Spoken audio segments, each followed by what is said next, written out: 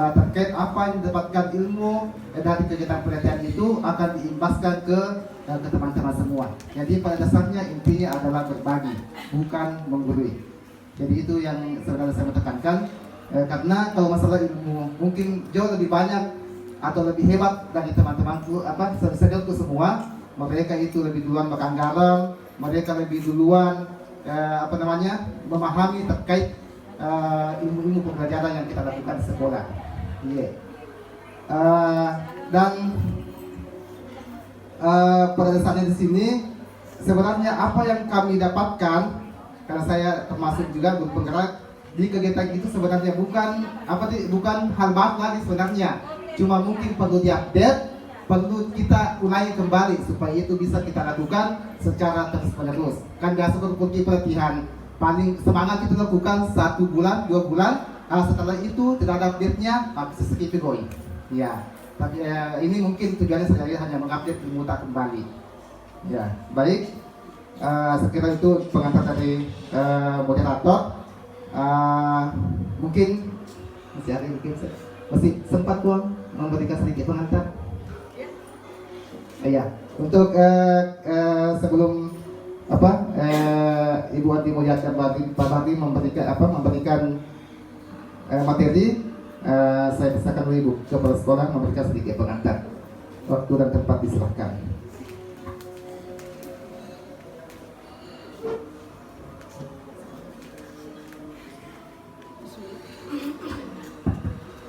Bismillahirrahmanirrahim. Yang saya hormati Bapak Ketua Komite SMP Negeri 4 Watampone, juga sebagai orang tua kita semua, dan yang saya hormati Bapak Pengawas Pembina SMP Negeri 4 Watampone, dan serta para guru dan tata usaha yang berada di tempat ini yang sama-sama saya banggakan. Baik, saya langsung saja. Jadi alhamdulillah ya, dengan adanya calon guru penggerak kita ini membuat kegiatan seperti begini, ya kita apresiasi dengan baik, karena ini termasuk juga menseringkan ilmu-ilmu yang telah didapatkan selama ini, dan mudah-mudahan bermanfaat bagi kita, karena ini sangat bagus demi untuk kemajuan di sekolah kita. Jadi dengan adanya ini saya harapkan kepada semua rekan-rekan supaya mengikuti dengan baik, karena ini sangat bermanfaat kita, dan mudah-mudahan ada hikmahnya bagi kita semua. Dan sesuai tadi penyampaian dari Pak Amin, kalau kita mau berbicara masalah segi pengalaman, mungkin kita Bapak dan Ibu, terutama rekan kita yang senior, kita lebih banyak pengalaman ya. Tapi yang namanya di sinilah kita hanya saling sharing ya, karena ada yang telah ditemukan selama ini mungkin kita belum dapat. Jadi untuk itu saya harapkan kepada Bapak dan Ibu, mohon kita ikuti dengan baik. Kalau bisa saya harapkan jangan tinggalkan dulu sebelum selesainya acara dengan ini. Itu barangkali yang perlu saya sampaikan. Lebih dan kurangnya mohon dimaafkan. Wassalamualaikum warahmatullahi wabarakatuh. Baik, terima kasih kepada Ibu Kepala Sekolah telah memberikan pengantar. Selanjutnya yaitu presentase materi yang berkaitan dengan penerapan budaya positif. Kepada Ibu Andi Mulyati, waktu dan tempat saya persilakan.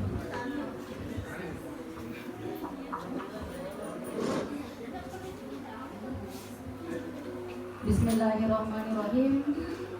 Yang saya hormati orang tua kita, Bapak Ketua Komite SMP Negeri 4 Watampone, yang saya hormati Bapak Pengawas Pembina, yang saya hormati Ibu Kepala Sekolah,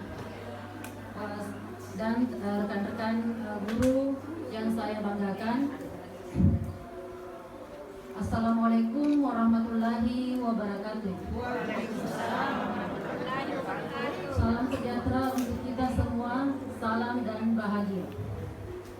Puji syukur kita panjatkan kehadirat Allah Subhanahu wa Ta'ala, karena atas izin dan rahmatnya juala sehingga kita bisa berkumpul di tempat ini guna melaksanakan kegiatan diseminasi budaya positif.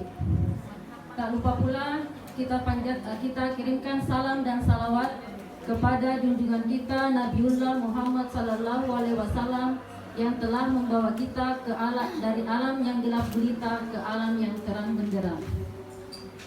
Adapun kegiatan hari ini merupakan salah satu tugas kami pada program Guru Penggerak. Saya beserta dengan Pak Muhammad Bahri SPD akan membawakan budaya positif.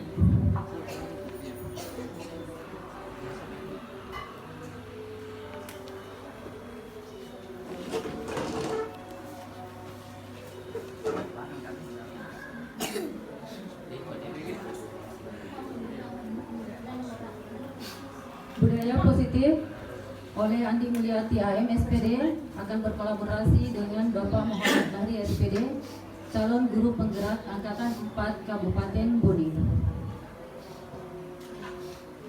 Pengertian budaya positif. Budaya positif di sekolah ialah nilai keyakinan dan kebiasaan di sekolah yang berpihak pada murid.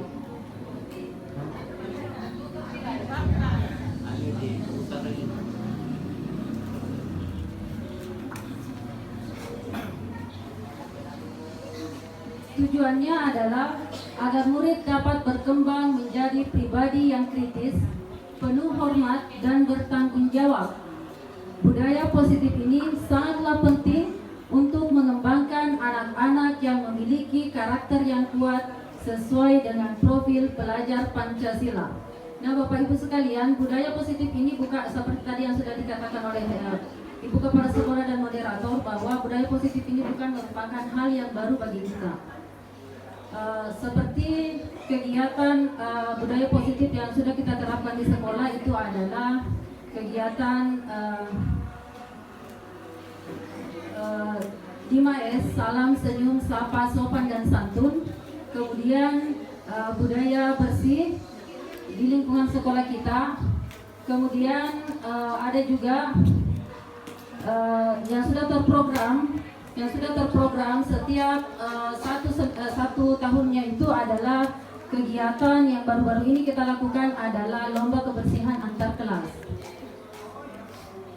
Kemudian dari budaya lokal kita, budaya positif ini sudah kita terapkan dalam hal sipaka tahu, sipaka lebih, dan sipaka ingat. Dengan adanya budaya positif yang aman, nyaman, dan bermakna, dapat membantu siswa untuk mewujudkan merdeka belajar sesuai dengan profil pelajar Pancasila, yang dimulai dari menghargai diri sendiri dan kemudian orang lain dengan melihat nilai-nilai kebajikan atau prinsip universal yang telah disepakati bersama. Guru dapat memposisikan dirinya sebagai manajer untuk memberi kesempatan kepada murid mempertanggungjawabkan perilakunya dan mendukung murid dalam menemukan solusi atas permasalahannya melalui nilai dan peran guru.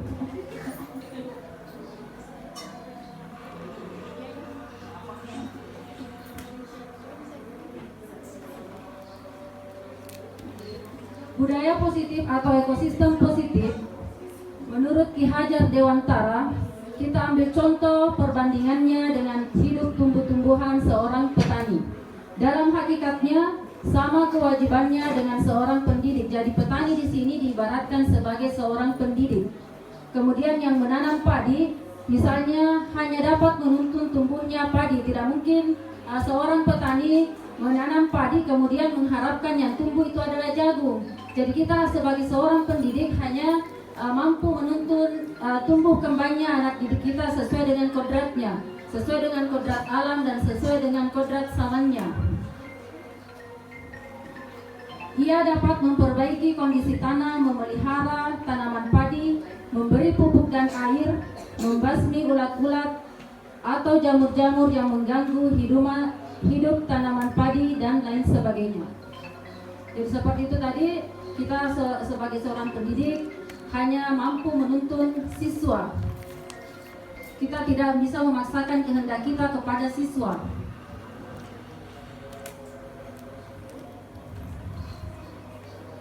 Eksplorasi konsep yang pertama itu adalah perubahan paradigma dari stimulus respon melawan teori kontrol.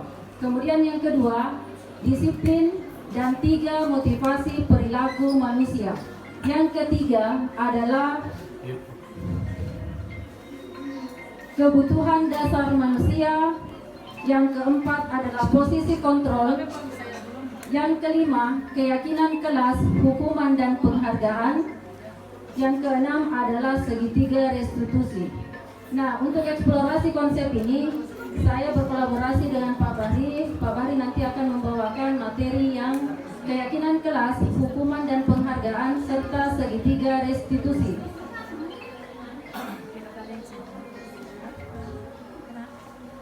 Perubahan paradigma, stimulus respon menjadi teori kontrol.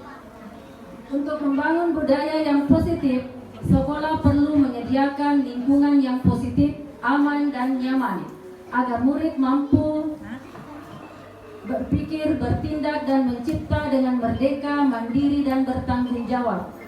Paparan miskonsepsi menurut Dr. William Glasser dalam kontrol teori ada 4. Yang pertama, guru mengontrol murid.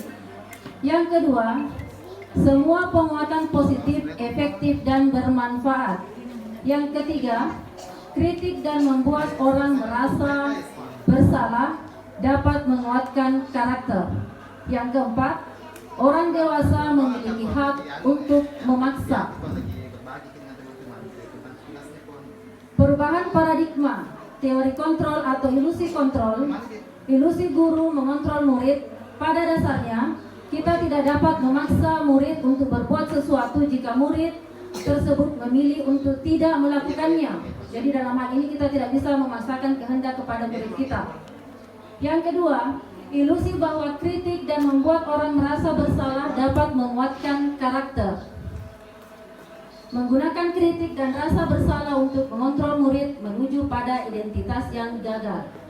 Selanjutnya, ilusi bahwa semua penguatan posisi efektif dan bermanfaat. Penguatan positif atau bujukan adalah bentuk-bentuk kontrol yang bisa kita lakukan. Kemudian, ilusi bahwa orang dewasa memiliki hak untuk memaksa.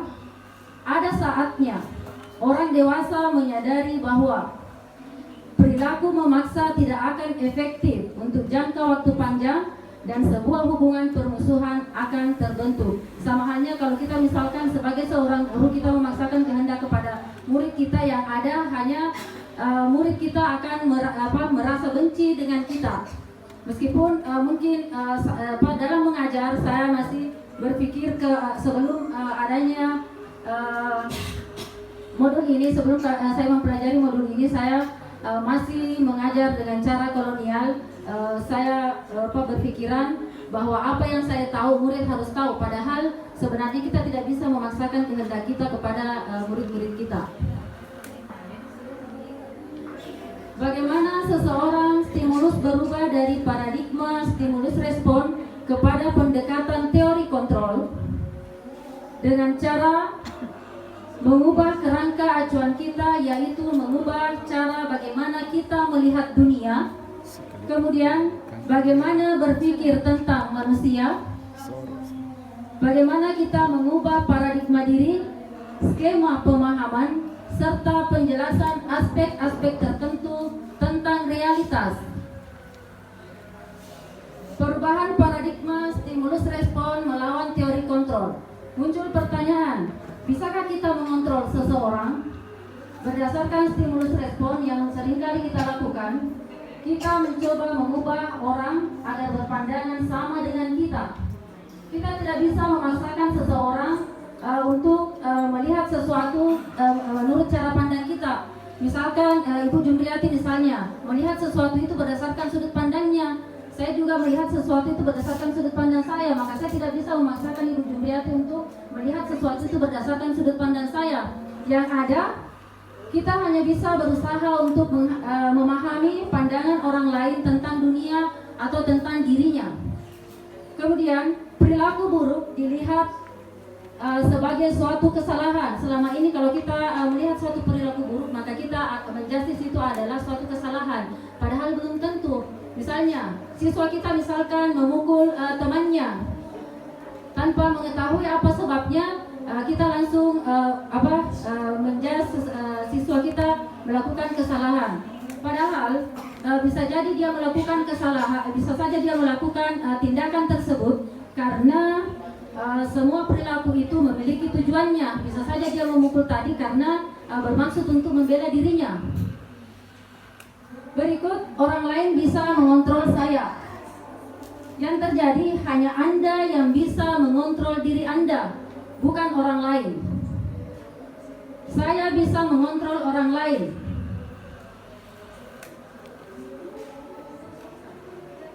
Yang seharusnya adalah Anda tidak bisa mengontrol orang lain. Contohnya, Ibu Nurfaiga tidak bisa mengontrol saya, demikian juga saya tidak bisa mengontrol apa-apa yang harus dilakukan oleh Ibu Nurfaiga, seperti itu. Kemudian, pemaksaan ada pada saat bujukan gagal. Yang harus kita lakukan adalah berkolaborasi dan konsensus menciptakan pilihan-pilihan baru. Jadi kita harus bekerja sama antara rekan guru, staf pegawai dan siswa itu sendiri untuk merubah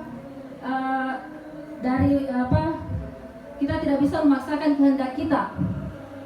Kemudian ada yang namanya model berpikir menang kalah, yang seharusnya adalah model berpikir menang-menang, di mana kita di sini harus mempertimbangkan bahwa apa yang kita lakukan itu semuanya mendapatkan keuntungan. Tidak ada salah satu pihak yang mendapatkan kerugian, semuanya harus diuntungkan. Selanjutnya, apakah makna disiplin? Berdasarkan dari bahasa Latin, disiplina yang artinya belajar.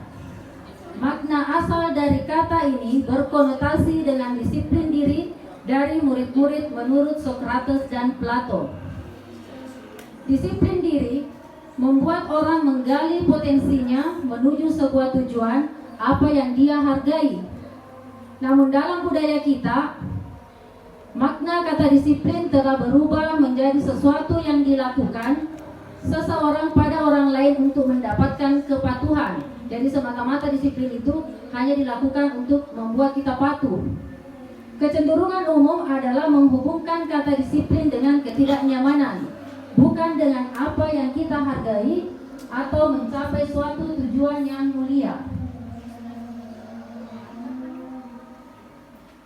Tujuan disiplin positif menanamkan motivasi yang ketiga pada murid-murid kita, yaitu untuk menjadi manusia yang mereka inginkan dan menghargai diri sendiri dengan nilai-nilai yang mereka percaya.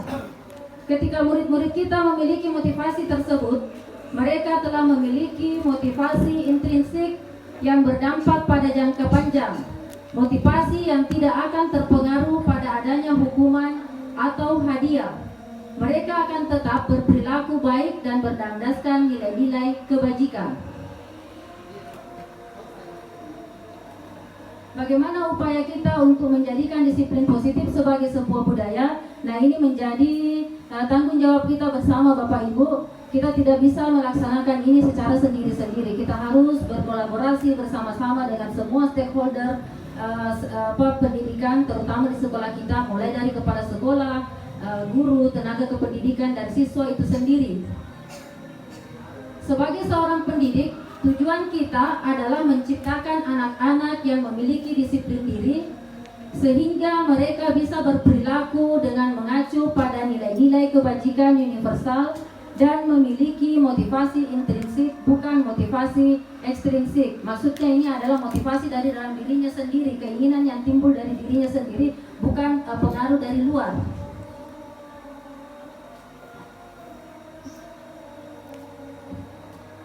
Teori motivasi perilaku manusia menurut Diana Goshen dalam bukunya Restructuring School Discipline menyatakan ada 3 alasan motivasi perilaku manusia. Yang pertama, untuk menghindari ketidaknyamanan atau hukuman, akan muncul sebuah pertanyaan. Apa yang akan terjadi apabila saya tidak melakukannya?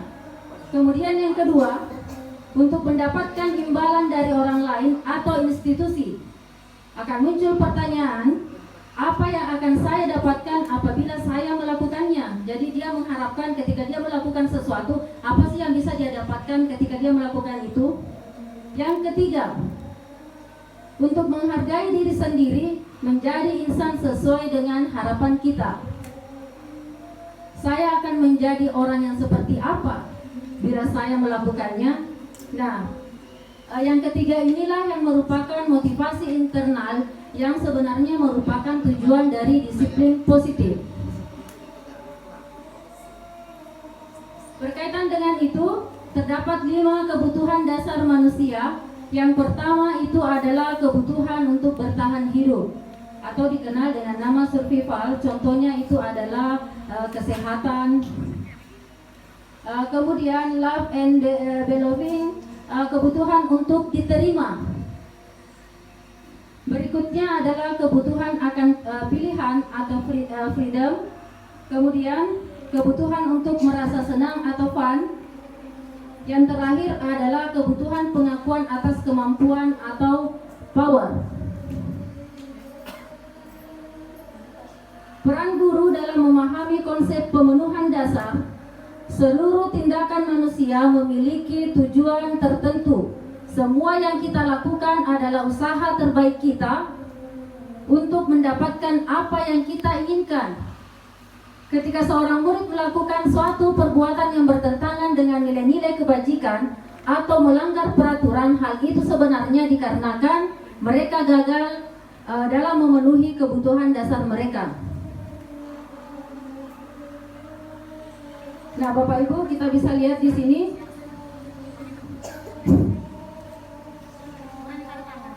Ibu guru bilang, aku tidak boleh bersenandung sewaktu mengerjakan tugas. Katanya, kelas harus tenang, tidak ada suara, padahal kan aku suka dan senang menyanyi. Kira-kira menurut Bapak Ibu kebutuhan apa yang harus dipenuhi dalam contoh yang pertama ini? Tadi ada kebutuhan akan kasih sayang, kebutuhan akan kesenangan atau fun, kebutuhan akan kebebasan,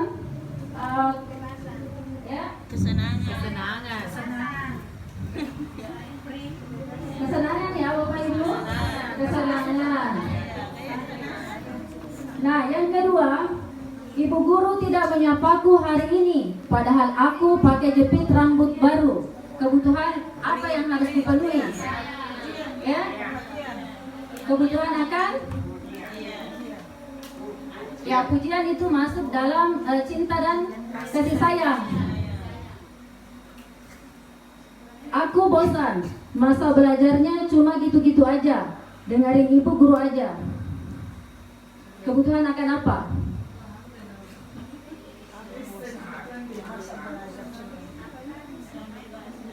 Ya, kebebasan atau kebutuhan akan pilihan.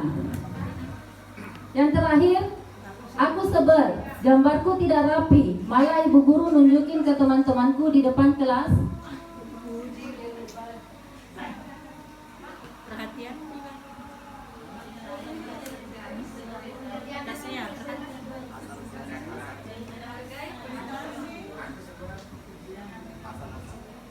Kita break sejenak Bapak Ibu karena azan.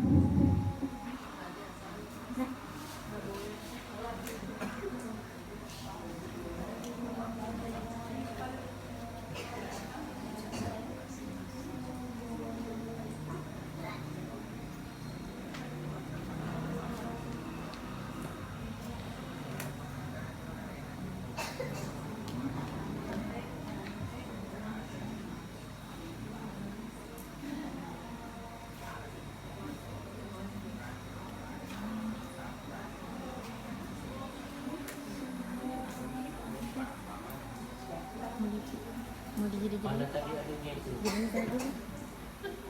Bisa jadi. Kategori Enggak ada lagi kalau jadi.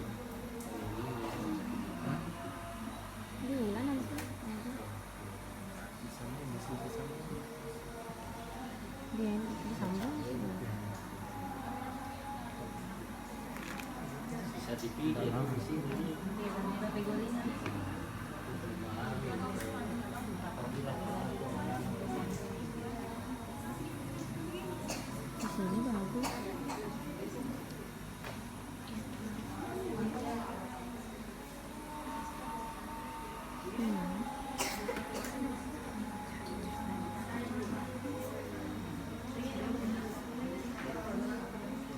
Kalau ini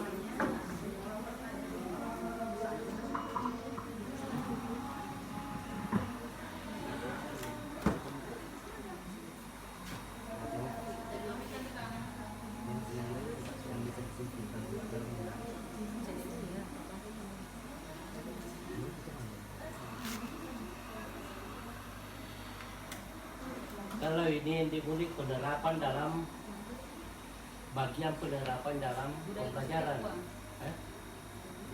Budaya positif yang Iya, dilakukan maksud contohnya dalam pembelajaran. bagian penerapan dalam pembelajaran. Nah, dalam pembelajaran itu ketika kita kaitkan dalam perangkat pembelajaran ini SPP ada tertuang ini. Ada di dalamnya tertuang. Tergantung belum sampai ke situ. Belum sampai ke situ di sikap. Tapi arahnya ke situ ya. Lanjut. Oke Bapak Ibu, baik kita lanjut kembali pertanyaan yang terakhir tadi.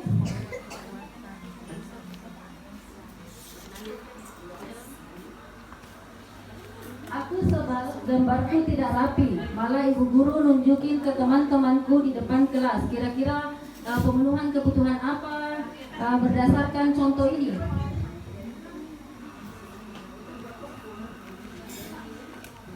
Ada yang bisa? Ya, masih cinta dan kasih sayang, yaitu kebutuhan untuk diterima.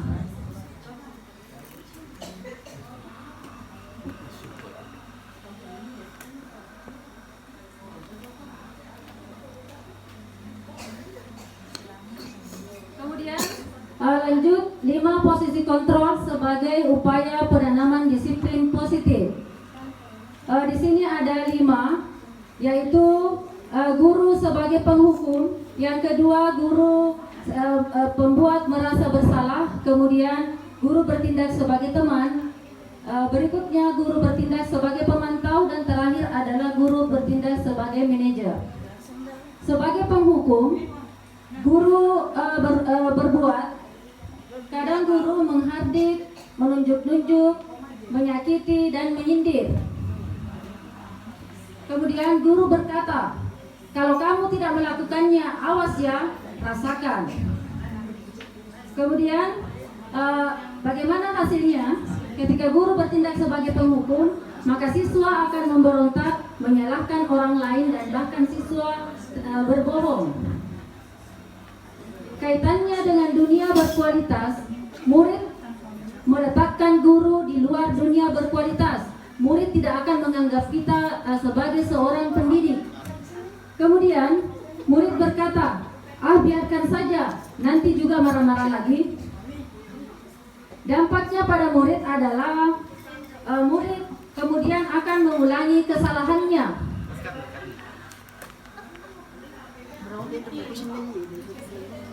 Berikut posisi guru sebagai pembuat merasa bersalah. Guru berkata,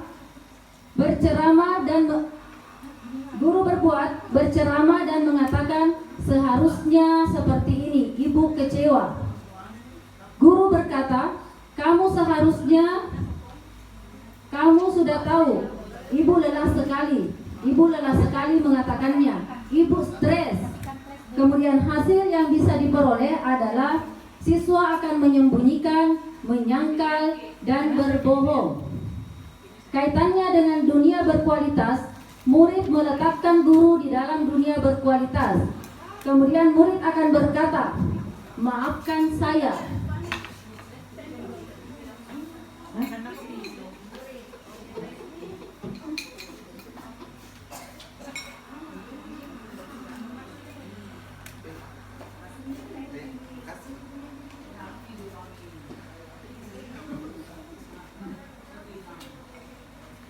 Dampaknya pada murid adalah murid akan merasa rendah diri.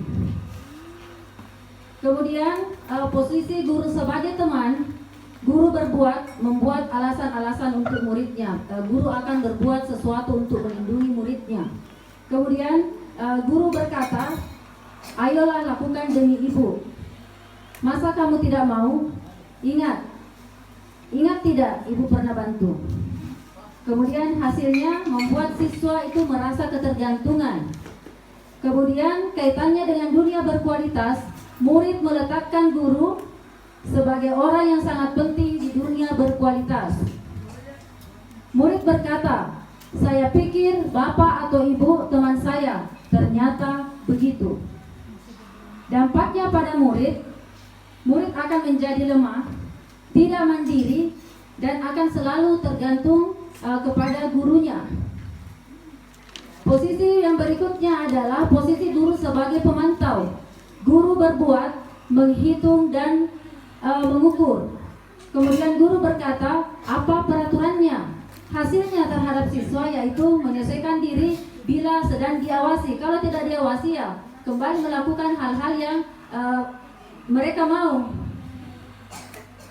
Kemudian kaitannya dengan dunia berkualitas, murid meletakkan guru, peraturan dan hukuman di dunia berkualitas.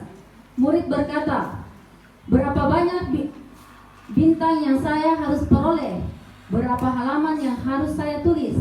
Dampaknya pada murid adalah menitik beratkan pada sanksi atau hadiah untuk dirinya. Jadi nanti dia akan berbuat ketika dia akan memperoleh hadiah. Kemudian posisi yang terakhir adalah posisi sebagai seorang manajer. Guru berbuat, mengajukan pertanyaan-pertanyaan.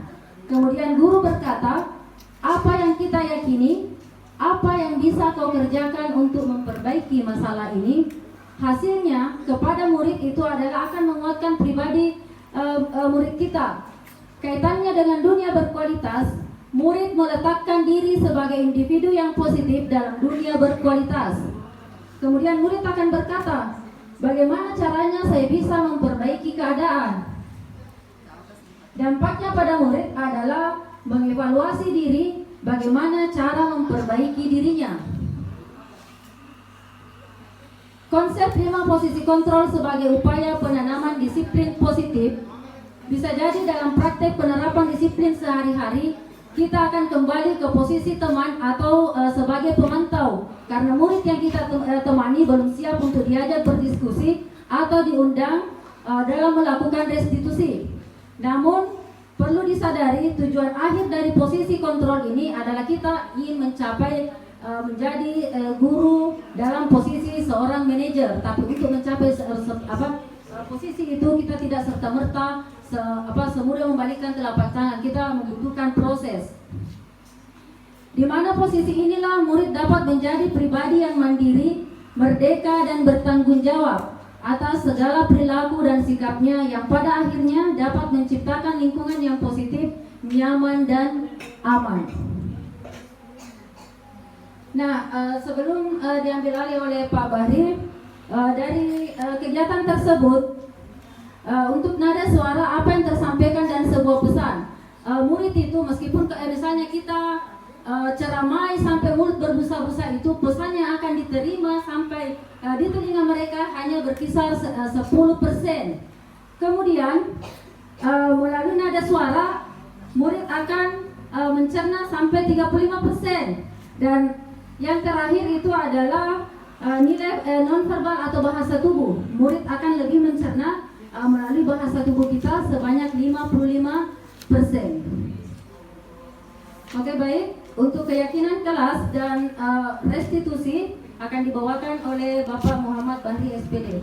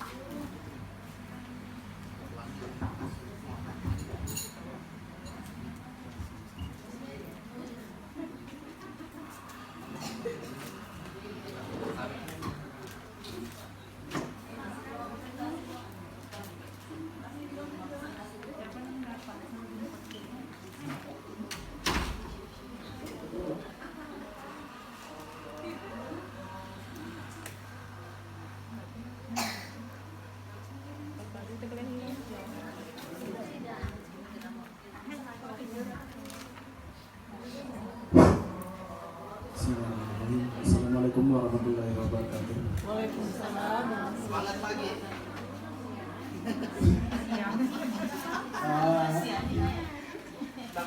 Mohon maaf kepada teman-temanku semua.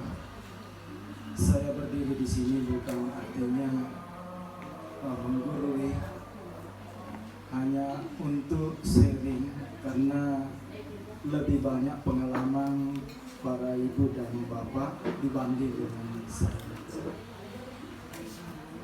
Kemudian saya lanjutkan materi pengimbasan kepada guru di SMP 4 Watampone tentang budaya positif yang kami berdua geluti selama ini dalam mengikuti calon guru penggerak angkatan 4. Kemudian selanjutnya keyakinan kelas,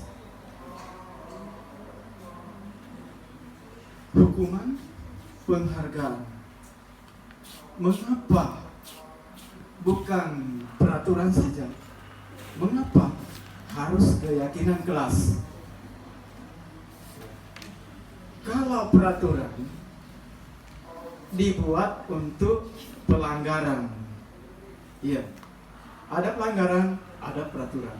Saya kira begini, ketika peraturan lalu lintas itu harus menggunakan helm.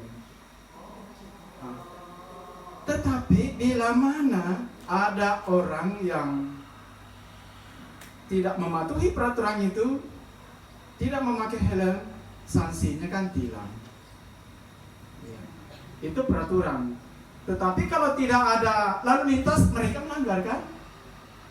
Sama dengan siswa kita.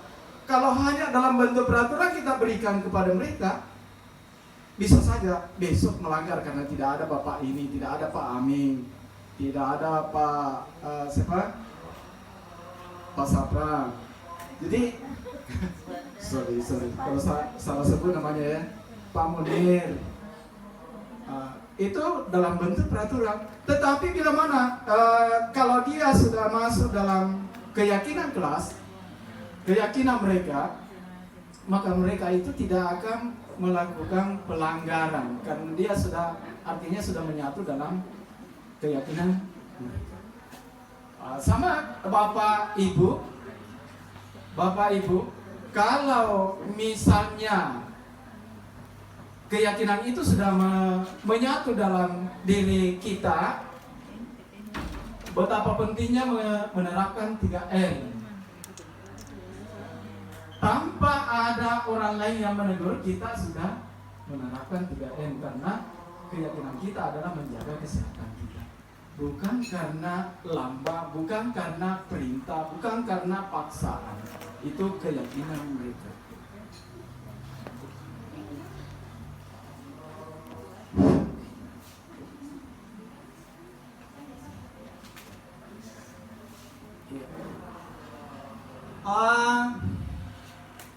Sekarang saya ingin sharing atau minta pendapat kepada Bapak Ibu. Semua yang di atas A dan B ada tulisannya kesepakatan kelas, tetapi saya ingin minta pendapat Bapak Ibu yang mana dalam bentuk kesepakatan saja, yang mana dalam bentuk keyakinan kelas. Apakah A atau B? Ya? Dibacakan? Oke. Di A, datang tepat waktu, mengucapkan salam. Kemudian kita bandingkan di B, kami guru dan murid saling menyayang. Yang mana berupa kesepakatan, yang mana keyakinan.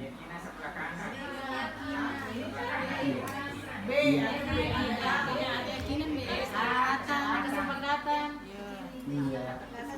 Jadi Bapak Ibu menentukan di A adalah kesepakatan, sedangkan di B adalah keyakinan. Kalau saya berikan penguatan tentang keyakinan kesepakatan. Kesepakatan itu hanya dalam bentuk kata-kata yang ingin dituangkan dalam bentuk aksi nyata atau perilaku kita dalam kelas atau dalam lingkungan sekolah, tetapi belum masuk dalam bentuk model keyakinan. Iya. Kalau keyakinan berarti dia kata kuncinya adalah kata kami. Kami itu berarti bersama-sama sudah meyakini, ya, bersama siswa dengan guru. Kalau dia mengatakan, kalau di apa yang pernah saya buat terlibat juga gurunya, kami guru dan siswa saling menghargai. Berarti tidak ada perbedaan penghargaan antara guru dengan siswa. Guru menghargai siswa, siswa menghargai guru. Apa? Menghargai guru. Itu. Jadi terjadi umpan balik. Kemudian lanjut. Iya. Contoh yang ada di atas, peraturan. Jadi peraturan bisa Bapak Ibu lihat, peraturan selalu kembalikan buku ke tempatnya. Itu dalam bentuk peraturan, tetapi keyakinannya adalah bertanggung jawab. Iya. Kalau misalnya itu peraturannya di dalam kembalikan buku pada tempatnya, berarti siswa itu diperintahkan ketika mengambil buku harus mengembalikan ke rak tempat semula, misalnya di perpustakaan. Tetapi kalau dia sudah berubah dalam keyakinan siswa tersebut, maka keyakinan itu dalam bentuk tanggung jawab. Harus bertanggung jawab kalau mengambil tanggung jawab. Kemudian berikutnya, kalau peraturan selalu dikatakan muncul kata-kata negatif, artinya kalau negatif itu kata tidak atau dilarang, itu artinya kata negatif. Kemudian diganti dengan kata yang positif, ya, kata positif. Jadi keyakinan itu harus dalam bentuk kata-kata positif. Sedangkan peraturan selalu dikatakan dilarang, dilarang membuang sampah sembarangan tempat. Itu peraturan. Tapi bila mana diganti dengan keyakinan, kami menjaga kebersihan lingkungan kelas. Berarti itu masuk dalam bentuk kata-kata positif, bukan lagi kata negatif yang menggunakan kata tidak atau dilarang.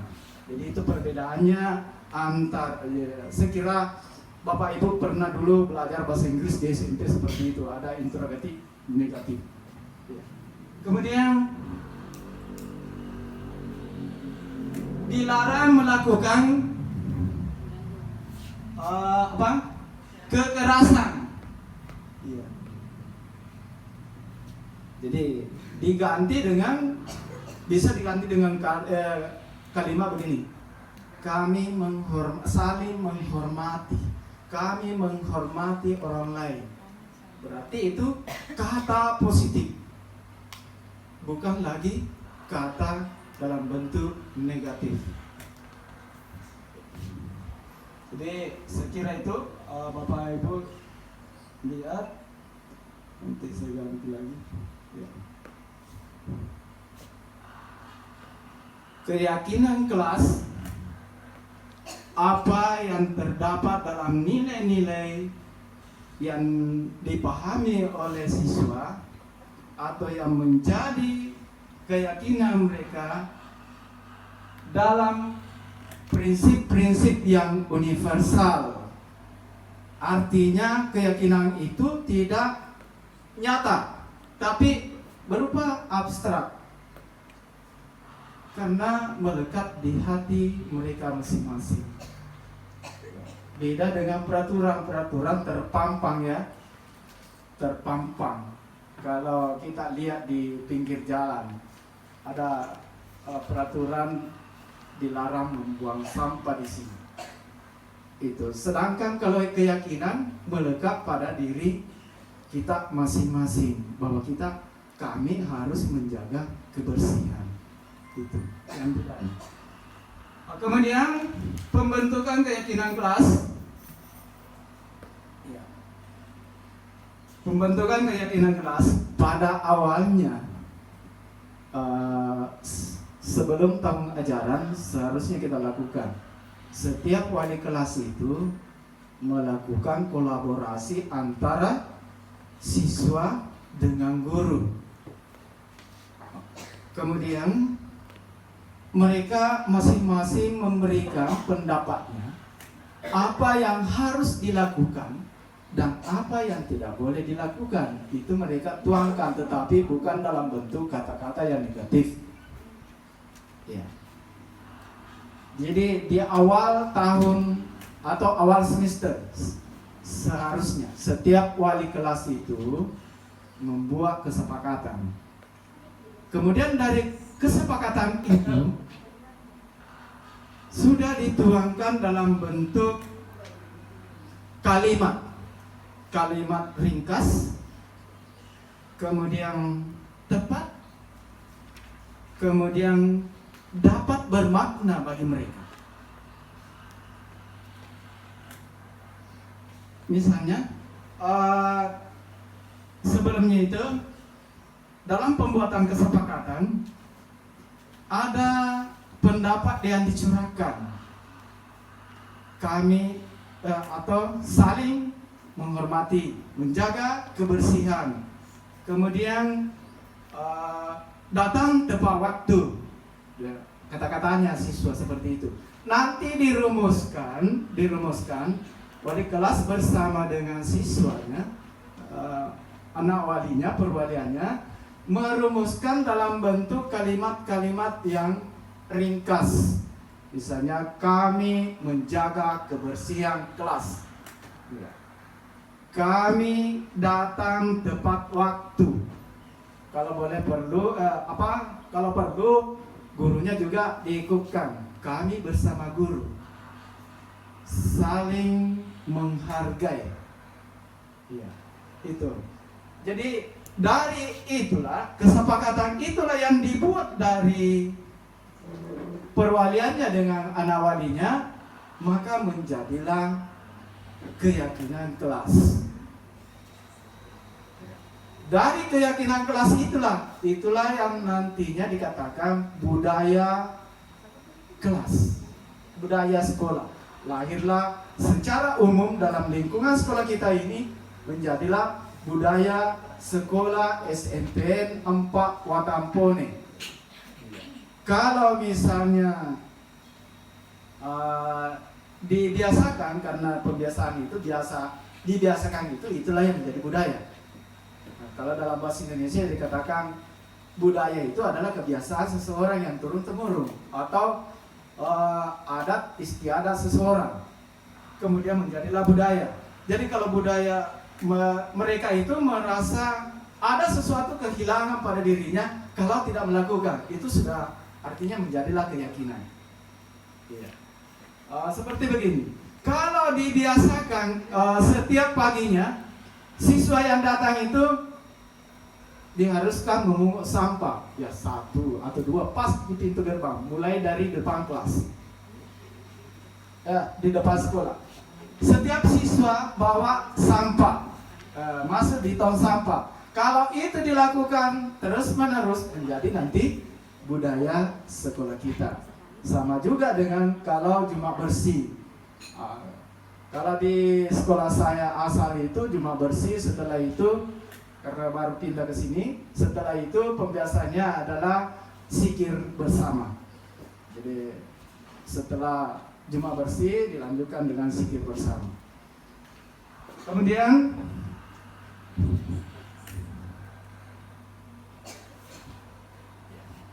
keyakinan kelas, hukuman dan penghargaan. Kalau keyakinan sudah tertanam dalam diri kita atau pada diri siswa, maka tidak lagi mengharapkan kita akan dihukum. Kemudian perbedaannya begini, yang biasa datang tepat waktu karena takut dihukum, karena ini ada peraturan. Tetapi kalau dalam bentuk keyakinan mereka, kami sudah berkeyakinan bahwa datang tepat waktu sesuai dengan apa yang diharapkan. Kemudian penghargaan juga belum tentu menjamin, karena kalau misalnya ada kasusnya seperti ini, ada seorang siswa selalu datang tepat waktu, jadi diberikan penghargaan oleh guru tersebut yang selalu dijumpai di pintu gerbang. Pada saat guru itu tidak ada lagi, mungkin guru BP-nya, pada saat guru itu tidak ada lagi, mungkin karena sakit atau bagaimana, tidak ada lagi penghargaan, tidak ada lagi hadiah yang didapatkan. Akhirnya besoknya siswa itu datang terlambat. Berarti penghargaan itu lemah dibanding dengan keyakinan yang dimiliki oleh seorang siswa. Kemudian keyakinan kelas mendorong murid melakukan sesuatu atas motivasi intrinsik. Intrinsik itu berarti muncul dalam dirinya, bukan karena paksaan, bukan karena dari pengaruh orang lain.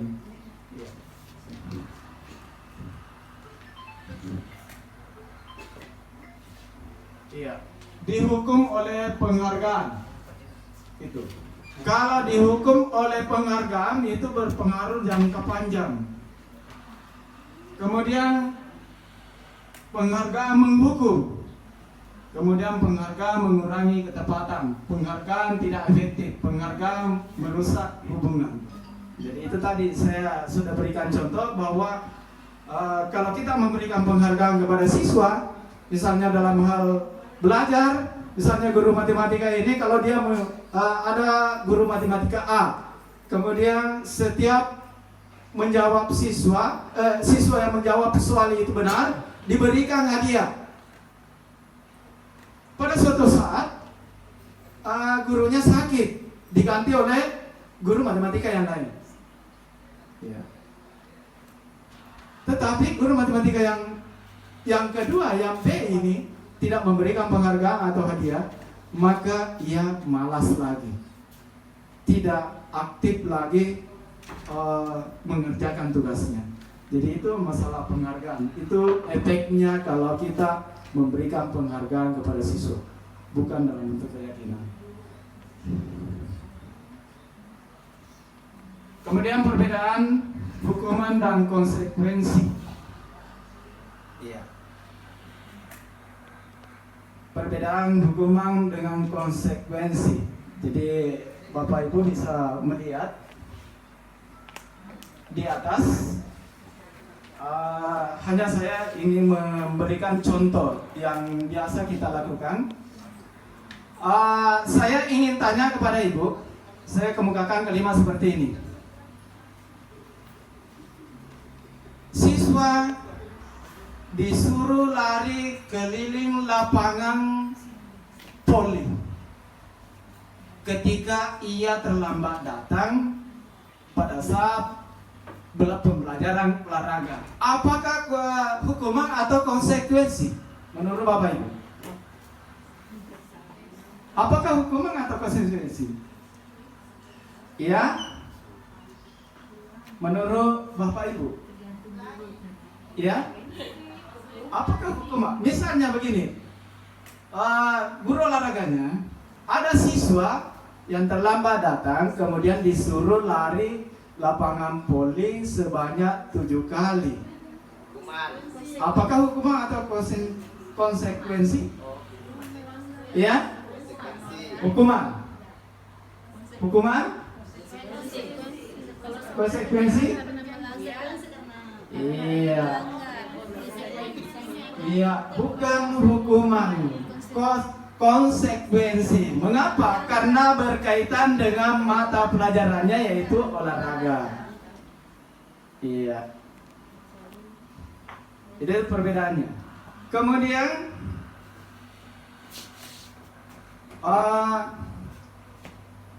begini.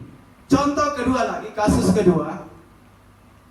Dewi datang ke sekolah dengan terburu-buru. Ia lupa memakai sepatu hitam. Ia menggunakan sepatu warna putih. Karena ia terburu-buru ke sekolah. Pas sampai di pintu gerbang, guru BP menangkapnya. Oi, kau tahu aturan kah tidak? Pakai sepatu yang warna putih.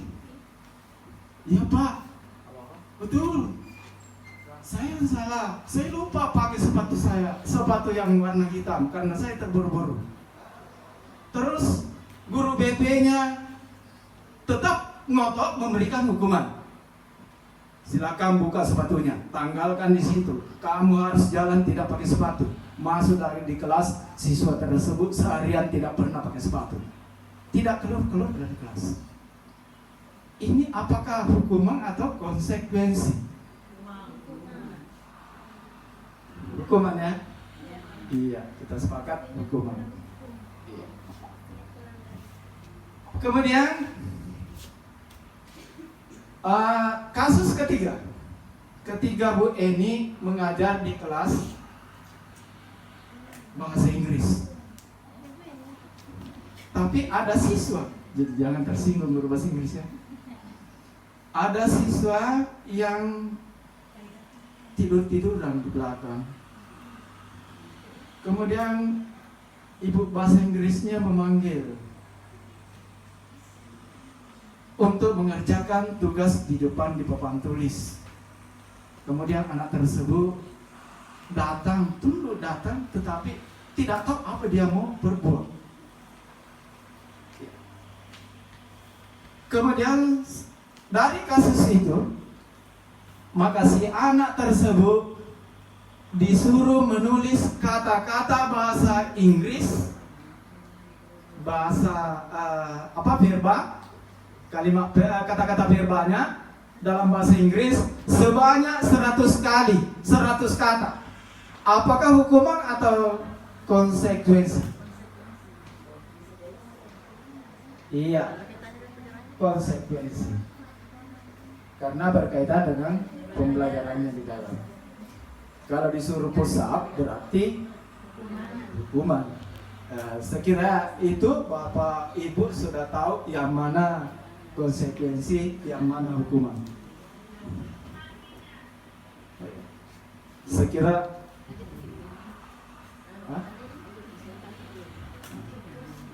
sekarang kita masuk yang terakhir ya. Yang terakhir ini Bapak Ibu mohon sabar. Yang terakhir adalah apa itu restitusi. Iya. Iya. Menstabilkan ada apa lagi namanya? Restitusi, proses menciptakan kondisi siswa yang memiliki kesalahan untuk kembali ke kelompoknya dengan karakter yang lebih kuat, itu restitusi. Re artinya kembali. Iya. Kemudian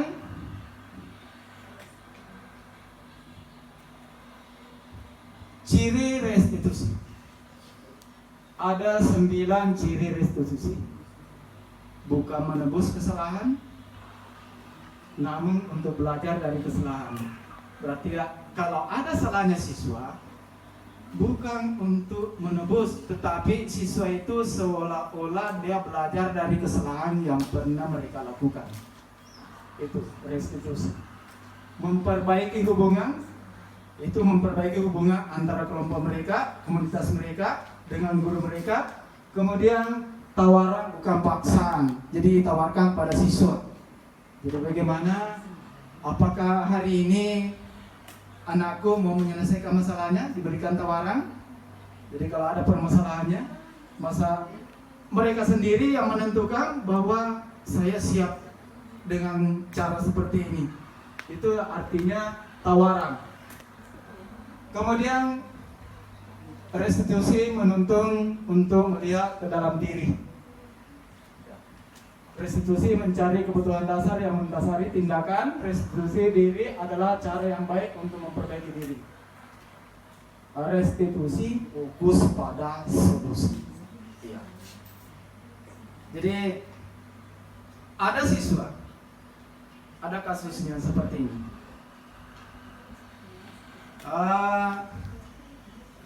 Dua siswa yang melakukan pelanggaran ketika guru olahraganya mengajak ke lapangan poli. Jadi mohon maaf guru olahraga ya, banyak olahraga ya. Kemudian pada saat itu kedua siswa itu adu mulut, kemudian dilanjutkan dengan bertengkar atau adu fisik. Kemudian siswa A menarik bajunya siswa B, saling tarik menarik, akhirnya kancing bajunya terlepas. Kemudian yang B-nya itu terlepasnya kancing bajunya, maka dipanggillah ke ruang kepala sekolah. Kemudian kepala sekolah menanyakan kepada siswa A atau murid A, mengapa melakukan seperti itu? Kemudian ia menjawab, iya Pak, dia mau mengambil bola saya, padahal yang saya pegang tadi untuk melempar ke gawang. Maka terjadilah adu mulut di situ. Kemudian kepala sekolah bertindak. Sekarang saya bukan mencari kesalahan Anda berdua, tetapi saya ingin Anda menyelesaikan permasalahannya, solusi untuk menyelesaikan. Yang satunya tidak mau mengalah karena kancing bajunya terbuka. Katanya kalau saya tidak kembali ke rumah ini, baju saya terbuka kancingnya, maka saya dimarahi oleh ibu saya. Kemudian yang satunya tidak mau juga. Kemudian kepala sekolah memberikan solusi seperti ini. Bagaimana kalau kau menjahitkan bajunya? Terus dia mengatakan, bagaimana bisa Pak? Saya tidak tahu menjahit. Oh begini caranya. Saya panggilkan Pak Herman. Saya panggilkan Pak Herman, guru menjahit sekolah kita.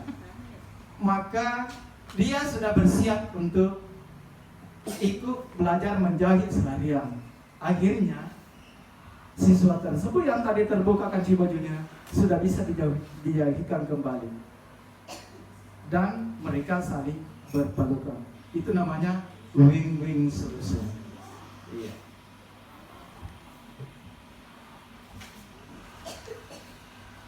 Jadi inilah yang kita harus terapkan kalau Bapak Ibu mengalami permasalahan di dalam kelas, dijumpai kepada siswa kita.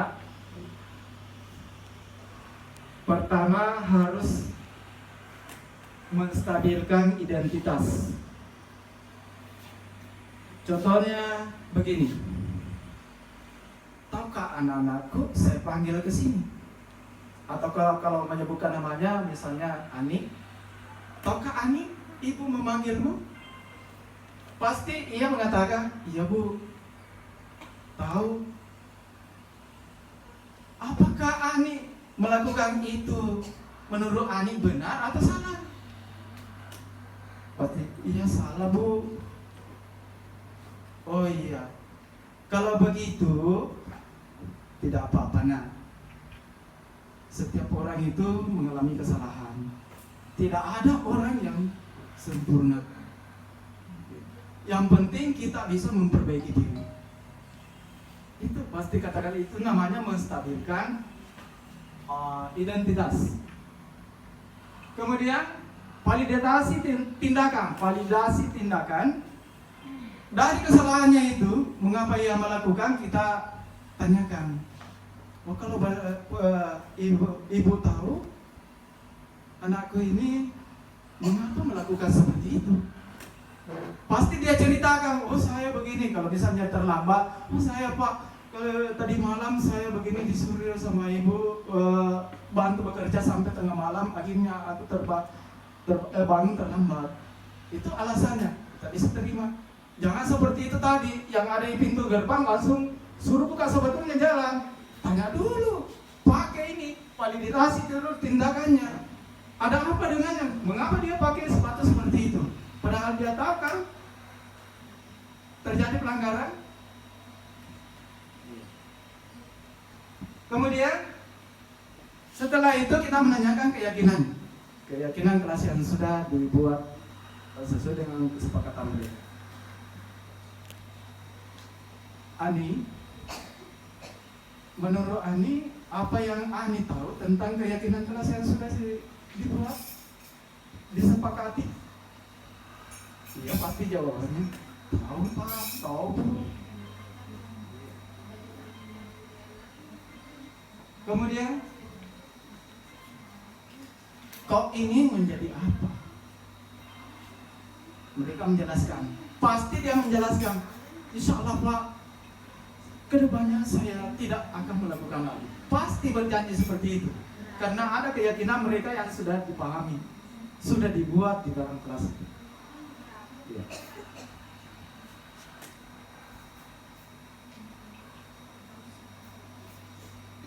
Saya kira ini tidak perlu karena saya sudah jelaskan contohnya, sudah dipahami semua ya. Validasi tindakan yang salah, kemudian guru berkata, saya sudah jabarkan tadi contohnya, kemudian menanyakan keyakinan yang terakhir ya, untuk nilai-nilai kebajikan apa yang mereka langgar sesuai dengan kesepakatan mereka. Kemudian ini sudah. Saya kira untuk hari ini pertemuan kami berdua sudah cukup.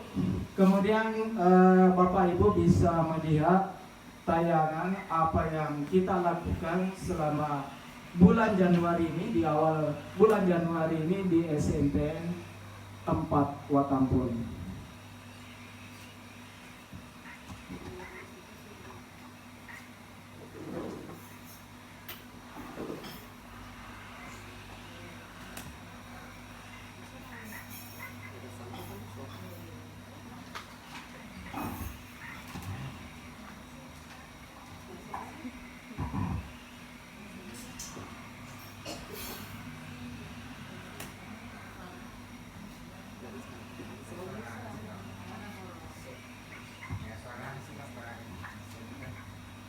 Videonya mah tidak ada suaranya. Kenapa sambung sound system ini? Kenapa kendala itu?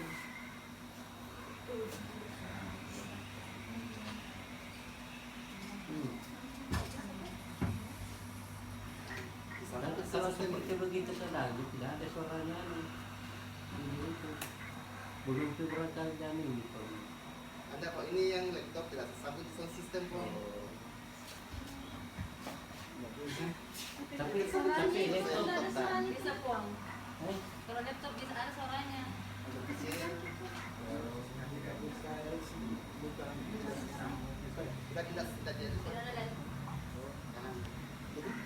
Begini saja. Jadi saudara, ini videonya yang dilakukan Ibu Andi Muli adalah video bagaimana dia mematahkan tadi itu segitiga restitusi. Jadi di sini anak-anak punya masalah, kemudian curhat. Setelah itu mereka bersama menemukan masalahnya. Itu sebenarnya intinya. Sebenarnya gimana ini kalau bisa kita dengar apa yang dia ucapkan, cuma tidak nggak tersambung. Mestinya ada ininya, sambungannya ke sana ya Bu Andi. Ada ininya.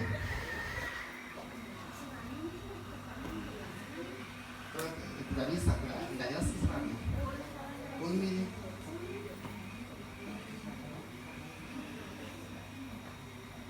Oke. Jadi baik Bapak Ibu, untuk menghabiskan waktu. Jadi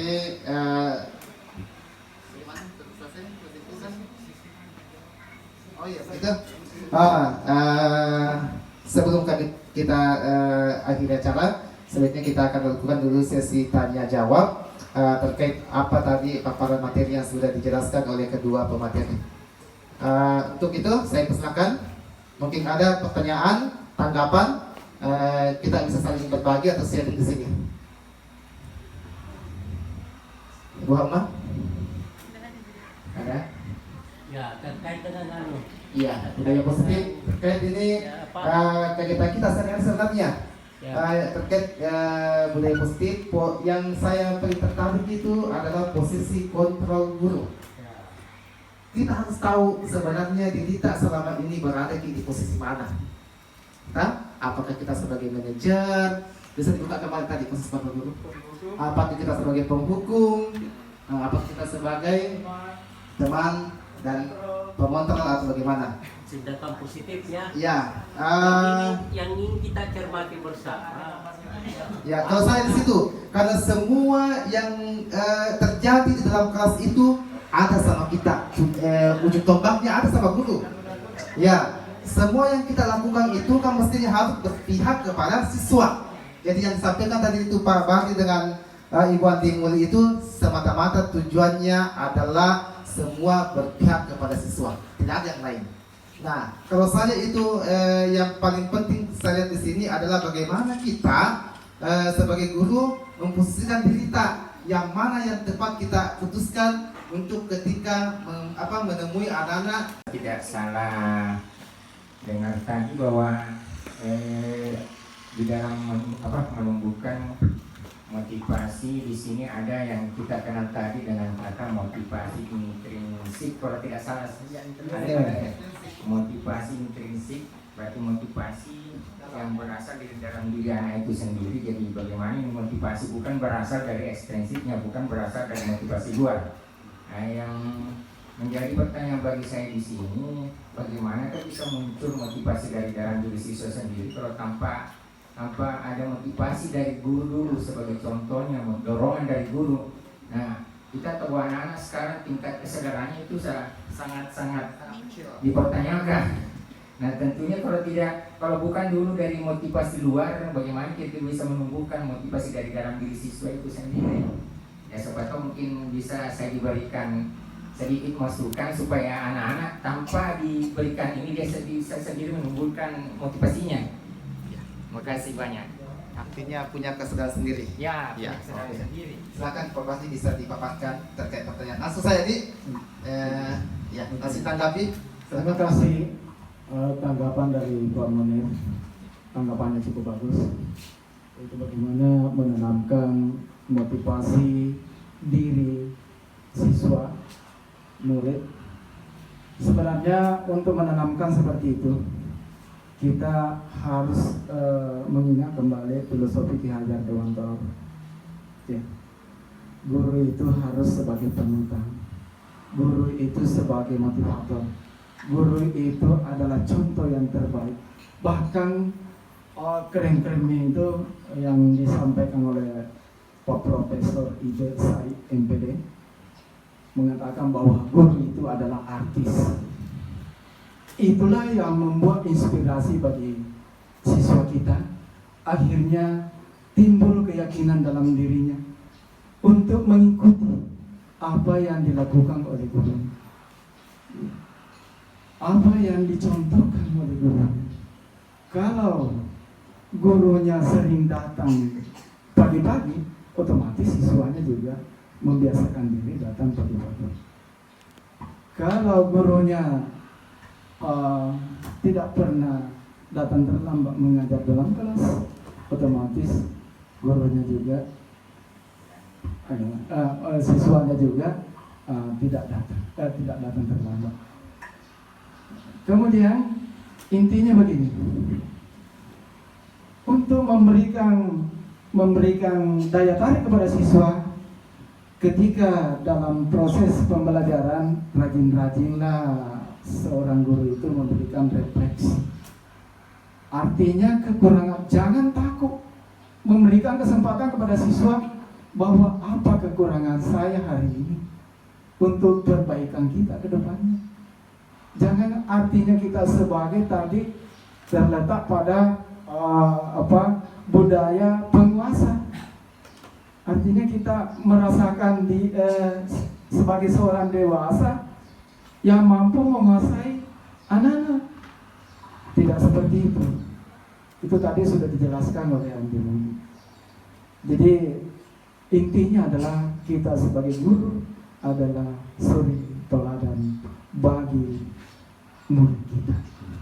Apa yang terbaik dilakukan oleh guru, maka itulah yang diikuti oleh siswa. Sekira itu, Pak Menteri. Baik, Nah, mungkin bisa dipahami. Ya, jadi betul. Ya, saya tambahkan bahwa betul untuk menumbuhkan intrinsik dalam diri siswa memang harus ada yang menjadi suri teladan, sehingga itu akan bisa menjadi panutan bagi dirinya. Aku foto karma itu mengeluh, begitu juga guru. Jadi memang kita sebagai guru harus memang menjadi contoh. Kami silahkan. Maju saya sini. Ya, bismillah, assalamualaikum warahmatullahi wabarakatuh. Materi yang luar biasa tentang budaya positif, saya rasa kita sangat membutuhkan semuanya, dan sebenarnya juga kita sudah mengaplikasikan itu, dan juga kita pahami bahwa memang kita guru adalah role model. Cuma saya ingin minta tips ya dari kedua guru penggerak kita ini, insya Allah dengan ilmu yang telah didapatkan, ya, dengan berbagai masalah atau karakter anak-anak, dan kita juga sebagai guru berupaya untuk menanamkan atau menerapkan budaya positif itu sendiri, tapi terkadang kita lost control ya, artinya tidak mampu untuk ya, kadang kita di satu sisi kita sadar, di satu sisi kadang kita ternyata melakukan hal yang tidak sepantasnya. Nah, kira-kira tips-tips apa, topik apa yang bagaimana kita menjadi guru yang sabar dan memperkuat kesabaran untuk bisa apalagi menangani anak-anak yang dengan berbagai karakter yang ada. Terima kasih. Assalamualaikum warahmatullahi wabarakatuh. Jangan dibully.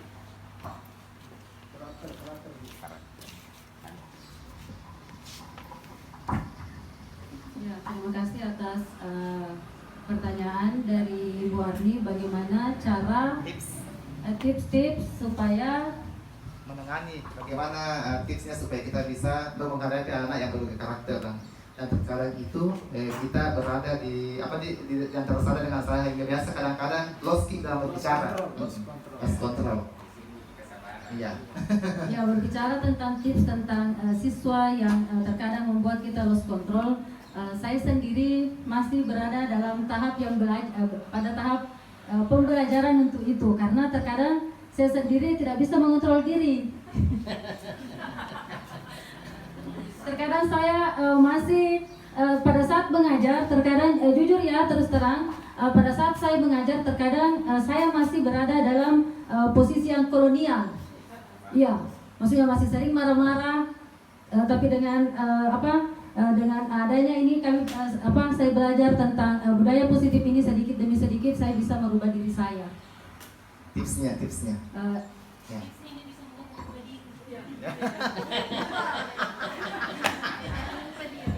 Saya kira begini. Yang pertama kita harus lakukan adalah pengendalian diri, memahami diri kita yang sebenarnya, apa tujuan kita yang sebenarnya. Kemudian dalam pengendalian diri itu Contohnya saya berusaha untuk tenang. Bahkan sering saya praktekkan kalau orang marah saya tetap tenang. Boleh tanya kepada putri saya tidak pernah memarahi. Tetapi kalau saya panggil, mereka tunduk. Iya. Biasa dicubi. Diacubi tidak pernah, Pak. Tidak pernah. Iya. Kemudian saya mau tambahkan sedikit. Nanti ini Kak, sebenarnya ini kan 4 bulan. Masih ada sebenarnya lanjutannya, ini teknik-teknik apa yang akan dilakukan. Yang saya dapatkan itu mungkin di bulan kelima, Pi. Di bulan kelima itu ada lagi teknik-teknik yang kita lakukan, bagaimana menangani dengan siswa yang demikian. Bukan hanya terhadap siswa, tetapi termasuk juga di rekan sejawat, pimpinan, dan misalnya di warga masyarakat. Jadi dalam menghadapi itu nanti ada memang teknik-teknik tertentu, apa yang kira-kira yang teknik mana yang kita lakukan. Kalau yang paling sering yang pernah dulu saya mungkin di sini, yaitu teknik stop. Teknik stop sering kita lakukan, teknik stop artinya itu semua kegiatan dihentikan. Kalau misalnya kita dalam keadaan emosi, jangan marah, jangan menambahkan argumennya, tetapi langsung dulu stop, hentikan semua apa yang kita lakukan. Dengan itu kita bisa tenangkan diri. Ya, sudah itu tarik nafas seperti biasa, menarik nafas, hembuskan, kemudian sampai dengan situasi kembali betul-betul normal, baru kita melanjutkan pembicaraan itu. Serasa itu teknik yang sering saya lakukan, karena kok pada bapak lagi itu pada bapak letnan akhirnya tidak akan terjadi solusi seperti itu. Terima kasih. Ya, silakan Karne. Ya. Menarik. Apakah sebuah tindakan yang positif ketika misalnya seorang guru, misalnya suasana kelasnya sudah agak sedikit panas, dan ada satu murid yang kemudian melakukan istilahnya GPK ya, gerakan pengacau kelas, ya GPK. Ada yang GPK ya, gerakan pengacau kelas. Nah, apakah satu sikap positif ketika seorang guru mengatakan silahkan keluar dulu, nanti keadaan tenang, masalah selesai baru kau masuk. Apakah itu satu hal yang baik bagi pembentukan karakter, ataukah ada nilai pembelajaran buat anak-anak kalau misalnya kita bersikap seperti itu?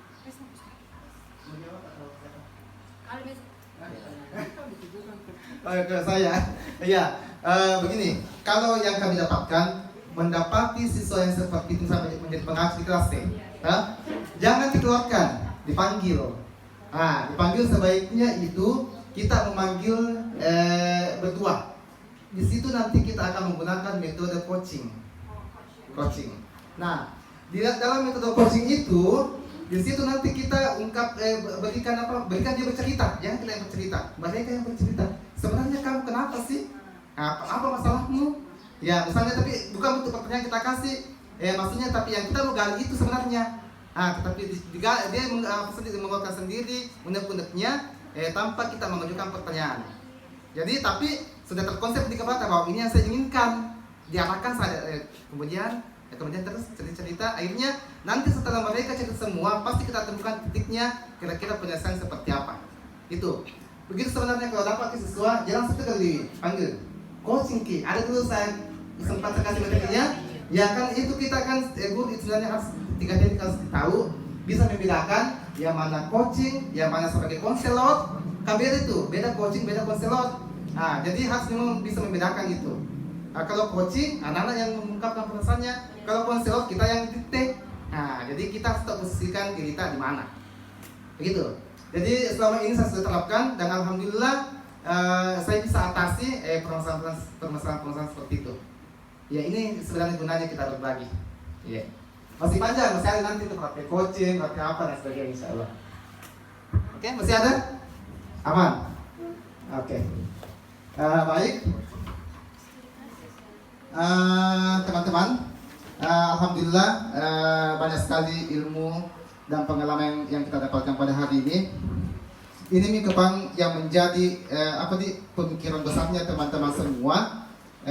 Kalau ku aja ingin menjadi mendaftar calon guru penggerak tidak mau mendaftar ke Bu Hama mendaftar ke lo pusing. Bu Elsi Bu Jong mendaftar ke kami mendaftar ke dulu pusing. Kenapa? Karena memang harus dituntut seperti ini. Dan saya sangat apresiasi, berikan dulu aplaus kepada dua pemateri. Ya. Nah, saya sangat apresiasi kepada teman-teman, terutama Ibu Andi Muli. Mungkin kita bisa tahu sebelumnya bagaimana, belum pernah tampil depan teman-teman seperti ini, kan? Tapi alhamdulillah setelah mengikuti kegiatan guru penggerak, dia harus memberikan diri karena tuntutan tugas. Dia harus selesaikan, harus begitu. Jadi memang harus diupdate diri kita.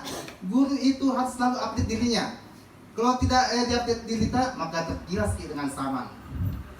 Ya, tergilas dengan saman. Sekarang itu zamannya luar biasa. Jadi teman-teman, mungkin nanti kalau ada pendapat berikutnya, itu kakak semua di belakang orang hebat semua itu Puan. Orang hebat semua saya tahu persis. Gurunya SMP Negeri 4 Watampu dia terkenal di luar, semuanya hebat. Baik dari segi ilmunya, baik dari segi kebersamaannya, kita terkenal di luar hebat. Jadi Hebat di lokal. jadi itulah mungkin yang menjadi anunya teman-teman. Tidak apa-apa, kan kita berbagi, apalagi nanti ini ada mungkin 4 orang guru penggerak di SMP 4 Watampu ini. Ada pindahan nanti pun atas nama Pak Padli dari SMP 4 Rebo. Guru IPA yang menggantikan nanti Bu Haji Seniati. Alhamdulillah beliau juga guru penggerak. Jadi 4 orang pilih. Jangan ragu, kalau nanti ada solusi kita bisa kerjakan bersama. Semakin banyak insya Allah guru penggeraknya di sekolah itu akan kita diputuskan menjadi sekolah penggerak. Dan kalau menjadi sekolah penggerak banyak sekali bantuan-bantuan yang kita dapatkan. Banyak sekali. Ya, saya kira itu yang ingin saya sampaikan kepada teman-teman semua.